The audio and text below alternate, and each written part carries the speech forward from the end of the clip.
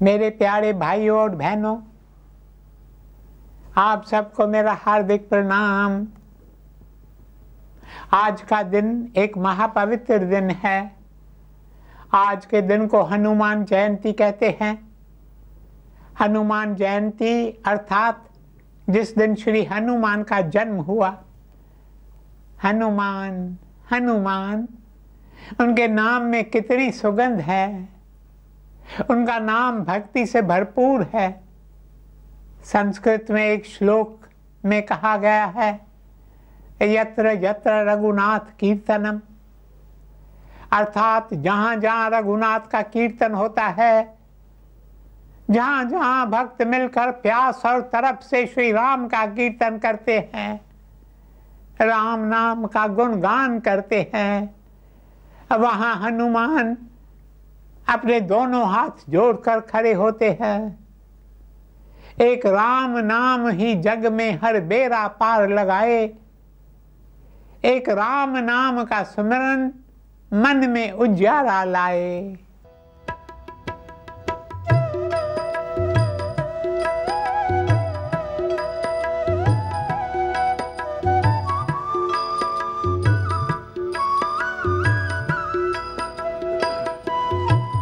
जो राम नाम नहीं गाते वो जीते जी मर जाते।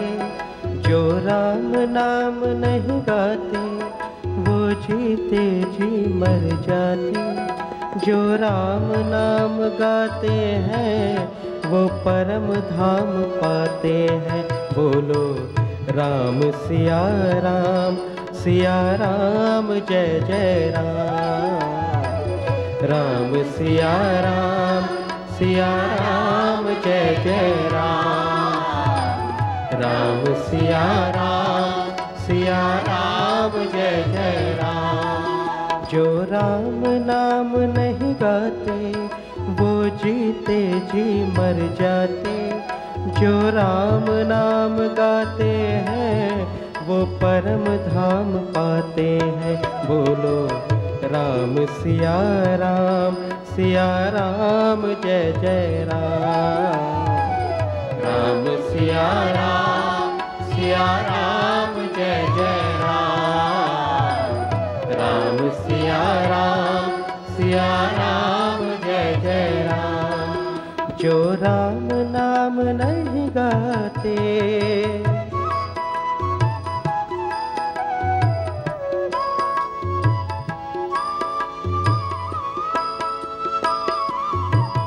एक राम नाम ही जग में हर बेड़ा पार लगाए।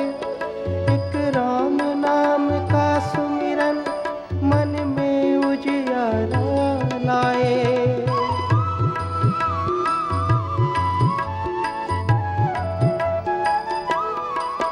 एक राम नाम ही जग में हर बेड़ा पार लगाए। एक राम नाम का सुमिरन जल में उजियारा लाए। जो राम नाम नहीं गाते भव सागर में फंस जाते। जो राम नाम नहीं गाते भव सागर में फंस जाते। जो राम नाम गाते हैं वो परम धाम पाते हैं। बोलो राम सिया राम जय जय राम। राम सिया राम जय जय राम। राम सिया राम जय जय राम। राम सिया राम जय जय राम। मेरे प्यारे भाइयों और बहनों, जब यहाँ पर सत्संग में कीर्तन होता है तो मुझे ऐसा लगता है जैसे श्री हनुमान स्वयं यहाँ आते हैं। उनके दोनों हाथ जुड़े होते हैं। वे श्री राम की मूर्ति की ओर निहार कर नैनों से नीर बहाते हैं और हम सबको अपना आशीर्वाद देते हैं। मेरे प्यारे भाइयों और बहनों, श्री हनुमान कौन थे? एक तपस्वी थे, ब्रह्मचारी थे। वे भक्तों में परम भक्त थे, भक्तों के शिरोमणि थे। वे श्री राम के न केवल भक्त थे, पर वे श्री राम के सेवक भी थे, साथ ही साथ वे बड़े ज्ञानी भी थे। एक बार भगवान श्री राम ने हनुमान से कहा, हे प्रिय, मुझे बताओ, तुम मुझे एक पल भी छोड़ना नहीं चाहते, तुम सारा समय मेरे पास रहना चाहते हो, तो बताओ तुम्हारा और मेरा क्या नाता है? इस पर देखिए श्री हनुमान क्या उत्तर देते हैं। वे कहते हैं, यदि शरीर के विचार से देखा जाए तो मैं आपका दास हूँ और आप मेरे मालिक हैं, मेरे ठाकुर हैं। यदि जीव के विचार से देखा जाए तो मैं आप ही का अंश हूँ। यदि आत्मा की दृष्टि से देखा जाए तो आप में और मुझ में कोई भेद ही नहीं है। आप में और मुझ में वह एक ही आत्मा है। देखिए हनुमान कितने ज्ञानी थे, वे सच्चे कर्म योगी भी थे। श्री हनुमान ने भी जो कुछ किया वो सब श्री राम की खातिर ही किया। वे अपने लिए कुछ नहीं मांगते थे, और जब भी कुछ मांगते भी थे तो केवल एक ही बात कि प्रभु मैं सदा आपके पास ही रहूं। मेरे प्यारे भाई और बहनों, जैसा कि आप जानते हैं, जब श्री राम वनवास जाते हैं और वनवास के 13 साल पूरे होने पर एक दिन रावण माता सीता का हरण कर उन्हें लंका ले जाता है। फिर श्री राम और लक्ष्मण माता सीता की बहुत खोज करते हैं। तब उन्हें पता चलता है कि लंका के राजा रावण ने माता सीता का हरण किया है। तब श्री राम हनुमान और उसके मित्रों से कहते हैं, पता लगाओ कि रावण सीता को कहाँ ले गया है, ताकि मैं अपनी सेना ले जाकर सीता को रावण से चंगुल से आज़ाद कर सकूं। सारे वानर धनुष कोटि पर आ पहुँचते हैं। फिर उसके आगे तो उन्हें चारों ओर सागर ही सागर दिखाई देता है। वे सोचते हैं, अब इस सागर के उस पार लंका तक कौन जा सकेगा। मेरे प्यारे भाई और बहनों, एक वानर उठता है, वो कहता है मैं 10 योजनों जितनी लंबी छलांग लगा सकता हूँ, किंतु ऐसा करने से मैं लंका में नहीं पहुँच पाऊंगा। उसके बाद दूसरा वानर उठता है, वह कहता है कि अब तक मैंने सबसे लंबी छलांग 20 योजनों की लगाई है, लेकिन उससे भी मैं लंका तो नहीं पहुंच सकूंगा। इस तरह एक एक वानर अपने बारे में श्री राम को बताता है।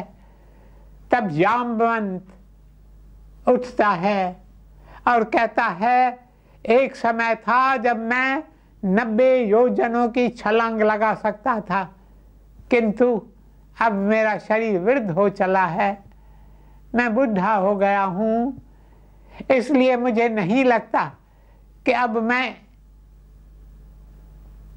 उतनी लंबी छलांग लगा पाऊंगा।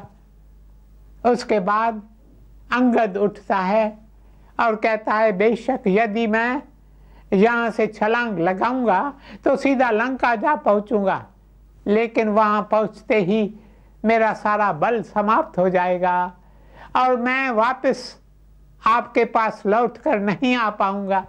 वहाँ मुझे वे लोग बंदी बना लेंगे। इस तरह सब लोग सोच विचार में डूबे हुए थे कि तब सबकी दृष्टि हनुमान जी पर पड़ी, जो दूर कोने में बैठे थे। सब कहते हैं वायुपुत्र, क्योंकि हनुमान जी वायु के पुत्र थे, the son of the wind God. सब कहते हैं वायुपुत्र, तुम क्यों इस तरह चुपचाप बैठे हो, तुम क्यों नहीं बताते कि तुम क्या कर सकते हो। तब हनुमान कहते हैं, मैं कुछ नहीं कर सकता, किंतु मुझे इस बात का विश्वास है यदि मैं श्री राम का नाम लूं तो सीधे लंका जा पहुंचूंगा, माता सीता को खोज निकालूंगा और वापस लौट आऊंगा। उसके बाद श्री हनुमान उठते हैं और कहते हैं जय श्री राम, और उड़कर सीधा लंका पहुंच जाते हैं। फिर माता सीता को ढूंढते ढूंढते वे अशोका वाटिका में आता है, जहां माता सीता बैठी थी। वे बहुत दुखी थी, क्योंकि उन्हें बताया गया कि तुम राम राम कर रही हो, किंतु राम तो अब इस दुनिया में रहे ही नहीं, वे तुम्हारे पास कभी नहीं आएंगे। यदि तुम समझदार हो तो रावण को अपना पति स्वीकार करो और उसकी पटरानी बन जाओ। माता सीता तो इस बात को मानने के लिए तैयार नहीं थी। उस समय श्री हनुमान अशोका वाटिका में आकर उस पेड़ पर जा बैठते हैं जिस पेड़ के नीचे माता सीता बैठी थी। फिर हनुमान श्री राम की दी हुई अंगूठी माता सीता की ओर फेंकते हैं, क्योंकि श्री राम ने अंगूठी देकर हनुमान से कहा था कि इस अंगूठी को देखकर सीता समझ जाएगी कि तुम श्री राम की ओर से आए हो। तब हनुमान माता सीता की ओर अंगूठी फेंकते हैं। सीता अंगूठी उठाती है और अंगूठी को देखकर उसकी आंखें चमकने लगती हैं। वे मन ही मन कहती है ये अंगूठी तो मेरे प्रियतम श्री राम की है, यह अंगूठी यहाँ कैसे आई। तभी श्री हनुमान पेड़ से कूदकर नीचे सीता के पास आते हैं और उन्हें सारी बात बताते हैं। आगे वे सीता से कहते हैं माता आप निराश ना हो, हमारे दिल के महबूब the beloved of our hearts Shri Ram स्वयं यहाँ आने वाले हैं।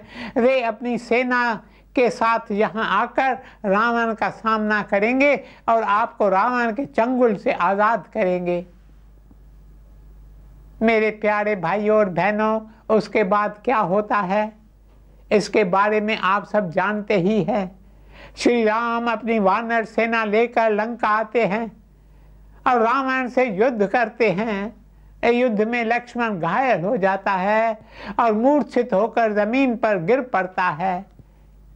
Lakshman falls down unconscious. यह देखकर श्री राम को बहुत दुख होता है। वे कहते हैं मेरा प्रिय भ्राता जिसने मेरे कारण महल का त्याग किया, सारी सुख सुविधाओं का त्याग कर मेरे साथ वन में आया, अब वह इस तरह संसार से चला जाए, यह कैसे हो सकता है। तब लक्ष्मण को होश में लाने के लिए हकीमों को बुलाया जाता है। एक हकीम कहता है यदि संजीवनी बूटी मिल जाए तो लक्ष्मण की जान बच सकती है। सब लोग सोचने लगते हैं कि संजीवनी बूटी कहाँ से आएगी। संजीवनी बूटी तो भारत में एक पहाड़ पर उगती है, अब वो यहाँ कैसे आएगी। तब श्री राम हनुमान की ओर देखते हैं और उनसे कहते हैं मेरे प्रिय तुम तुरंत जाओ और इस संजीवनी बूटी को ले आओ। श्री हनुमान तो आज्ञाकारी थे। वे तुरंत बिना एक पल रुके उड़कर उस पहाड़ पर जा पहुंचते हैं जहां संजीवनी बूटी उगती थी। किंतु वहां पहुंचने पर वे देखते हैं कि पहाड़ पर कई अन्य बूटियां भी हैं। वे कैसे पहचाने कि संजीवनी बूटी कौन सी है। वे सोचते हैं संजीवनी बूटी को ढूंढने का मेरे पास समय भी नहीं है, इसलिए वे पूरा पहाड़ का पहाड़ अपने कंधे पर उठाकर लंका ले आते हैं। मेरे प्यारे भाइयों और बहनों, आपने कई ऐसी तस्वीरें देखी होंगी जिसमें हनुमान अपने कंधे पर पहाड़ लेते पहाड़ लिए रहते हैं। लंका पहुंचने पर वे हकीमों से कहते हैं इस पहाड़ से जो भी बूटी आपको चाहिए वो बूटी ढूंढ लें। हकीम पहाड़ से संजीवनी बूटी लेते हैं, लक्ष्मण को सुंघाते हैं तो लक्ष्मण तुरंत अपनी आंखें खोलते हैं और उनकी जान बच जाती है। यह देखकर श्री राम खुशी से हनुमान को गले से लगा देते हैं और हनुमान से कहते हैं मैं तुम्हारा यह एहसान कैसे चुका पाऊंगा। फिर राम और रावण के बीच युद्ध समाप्त हो जाता है। रावण युद्ध में मारा जाता है। श्री राम माता सीता को लेकर अयोध्या लौटने के लिए विमान में बैठते हैं। तभी हनुमान श्री राम की ओर देखते हैं। श्री राम हनुमान से कहते हैं मेरे प्रिय तुम भी विमान में आकर हमारे साथ बैठो। तब हनुमान कहते हैं प्रभु मुझे तो बस आपके चरण कमलों में बैठना है। चरण कमलों में मुझे बिठा नहर में मूर्ख को निहार। मेरे प्यारे भाइयों और बहनों, मनुष्य को इससे अधिक और क्या चाहिए। मेरे प्रभु, मेरे सतगुरु, मेरे मालिक, मुझे बस अपने चरण कमलों में थोड़ी सी जगह दे दो ताकि मैं सदा आपके सन्मुख रहूं, फिर अंधकार मुझे घेर नहीं पाएगा। मेरे प्यारे भाइयों और बहनों, हम संसार में रहते हैं तो माया का अंधकार हमें बार बार घेर लेता है। कोई ना कोई विकार, काम का विकार, क्रोध का विकार, लोभ का विकार हम पर हावी हो जाता है और हमें अपने प्रभु से दूर कर देता है, प्रभु से अलग कर देता है। किंतु अगर मैं अपने प्रभु के सन्मुख रहूं, उनकी दिव्य रोशनी के सन्मुख रहूं, तो यह अंधकार मुझे घेर नहीं पाएगा। Darkness has no existence of its own. Darkness does not have its separate existence. Darkness is only the absence of light. अंधकार का अपना कोई अस्तित्व नहीं है। अंधकार तो केवल है उजाले का ना होना। जहाँ उजाला नहीं है वहाँ अंधकार होता है। यदि कोई कमरा हजारों वर्ष बंद रहा हो, उस कमरे में यदि आप एक माचिस की काड़ी जला दो तो सारा अंधकार एक पल में दूर हो जाएगा। अंधकार ऐसा नहीं कहेगा मैं हजारों वर्ष यहाँ था, अब मुझे कुछ समय दो तो मैं अपना बोरिया बिस्तर बांधकर यहाँ से जाऊं। ना ना, अंधकार की तो अपनी कोई हस्ती नहीं है। इसलिए मेरे प्यारे भाइयों और बहनों, यदि हम ईश्वर के चरण कमलों में बैठे रहें तो अंधेरा हमें छू नहीं पाएगा। हाँ, तो श्री राम, माता सीता, लक्ष्मण, हनुमान, सुग्रीव, विभीषण के साथ अयोध्या लौट आते हैं। फिर श्री राम को अयोध्या के सिंहासन पर बिठाया जाता है। श्री राम राजा बन जाते हैं। उस समय श्री राम हनुमान की ओर देखकर कहते हैं प्रिय, तुमने मेरी बहुत सेवा की है, किंतु बदले में तुमने मुझसे कुछ नहीं मांगा है। आज जो तुम चाहो वो मांग सकते हो। तब हनुमान श्री राम की ओर निहार कर कहते हैं प्रभु, जो मुझे चाहिए था वो तो मुझे मिल चुका है। आपने मुझे अपने चरणों में बिठाया है, इसके अलावा अब मुझे और कुछ नहीं चाहिए। ना धन, ना दौलत, ना स्वर्ग मैं चाहूं, प्यास है एक ही कमल चरणों को पाऊं। ऐसा कहकर हनुमान श्री राम के चरण पकड़कर रोने लगते हैं। उस समय माता सीता, जिनके गले में नवलखा हार पहना हुआ था जो श्री राम ने उन्हें भेंट किया था, माता सीता श्री राम के कान में धीरे से कहती है, आर्यपुत्र, यदि आप अनुमति दें तो ये हार जो आपने मुझे भेंट दिया है जिससे बढ़कर और कोई चीज़ मेरे लिए नहीं हो सकती। मैं ये अनमोल चीज़, the most precious thing that I possess, Hanuman को भेंट करूं। श्री राम उन्हें ऐसा करने की अनुमति देते हैं। तब माता सीता अपने गले से हार उतारकर हनुमान को देते हुए कहती है, यह मेरे जीवन की सबसे अनमोल चीज़ है। तुमने मेरी खूब सेवा की है। अशोकावन में आकर तुमने मेरी बुझी हुई जीवन को नई आशा की किरण दिखाई थी। कृपया तुम इस अनमोल भेंट को स्वीकार करो। हनुमान माता सीता से वो हार लेते हैं और उस हार में से एक एक हीरा निकालकर उसे तोड़ने लगते हैं। यह देखकर माता सीता और वहां बैठे अन्य लोग हनुमान से कहते हैं, ये तुम क्या कर रहे हो? इस कीमती हार को तुम इस कदर तोड़ रहे हो। इस पर देखिए हनुमान क्या कहते हैं। वे कहते हैं, मैं इस हार के हीरों को तोड़कर यह देखना चाहता हूं कि इनमें श्री राम है या नहीं। यदि इनमें राम नहीं है तो फिर ये मेरे किस काम के? आप लोग बेशक कहते रहें ये हार कीमती है, आप बेशक कहते रहे कि हार अनमोल है, किंतु मेरे लिए वे ही चीजें मूल्यवान हैं जिनमें श्री राम का निवास है। मेरे प्यारे भाइयों और बहनों, आज बस हनुमान जी की यह शिक्षा अपने साथ ले जाएं। जहाँ श्री राम का निवास नहीं है, फिर चाहे वहाँ ऐशो आराम हो, मान सम्मान हो, धन दौलत हो, वो सब बेकार है। श्री राम को अपने हृदय में बसा लो।